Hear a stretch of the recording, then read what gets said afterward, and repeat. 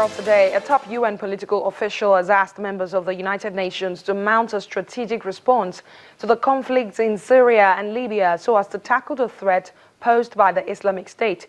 Jeffrey Feltman, the Under-Secretary General for Political Affairs, also urged strengthening the operational and legal framework needed to choke off ISIS funding in the first ever briefing to the Council on UN Counter-Terrorism Efforts against ISIS and its affiliates. The meeting follows a December 2015 Council session of World Finance Ministers that requested a strategic-level report from Secretary General Ban Ki-moon on the issue. ISIL's global expansion strategy may be a reaction to recent territorial losses inflicted by international military efforts. In this context, the swift expansion of ISIL's operations across West and North Africa, the Middle East, and South and Southeast Asia, the increasing number of terrorist groups pledging allegiance to its cause, and the substantial flow of foreign terrorist fighters from around the world are sources of major concern. ISIL continues to perpetuate appalling human rights abuses against populations under its control, including mass executions, widespread torture, amputations, ethno-sectarian attacks, sexual violence, enslavement, and the systematic recruitment and abuse of children. The Secretary General has said previously that some of ISIL's crimes, if proven, constitute crimes against humanity.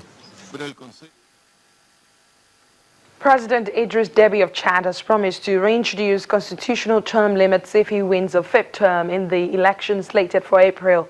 His campaign promise comes amid controversial moves by the leaders of some other African countries, including Burundi, Rwanda, and Congo Republic, who have challenged constitutional term limits to maintain power. Deby seized power in a coup in 1990 and was most recently re-elected in 2011. A referendum in 2005 scrapped constitutional term limits before Deby won a disputed election the following year. Chad has become a key Western ally in the fight against Islamist militants in the Sahel region, just south of the Sahara.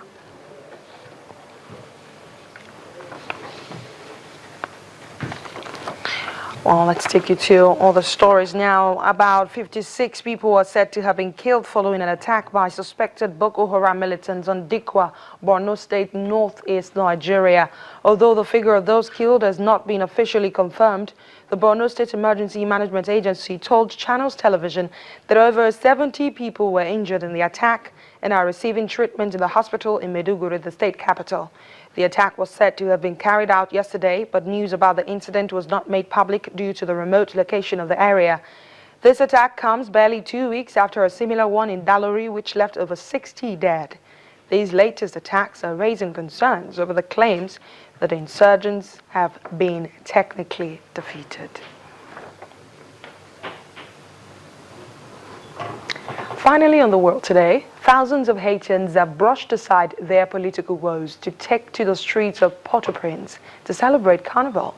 Haiti's Carnival comes just as the country grapples with stalled elections and has been left without a president after Michel Martelly stepped down with no successor.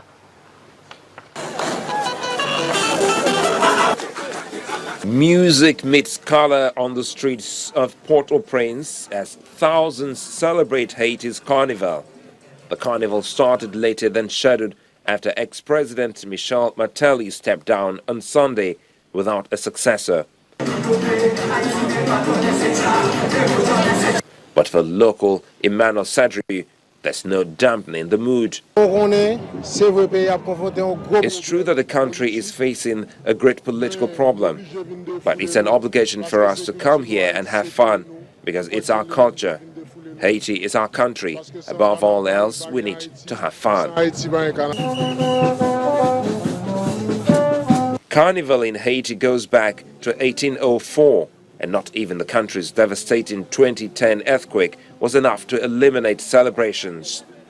But post-Carnival, Haitians will have to wrestle with a transitional government as the country seeks to reschedule a stalled second-round election to vote in a new president.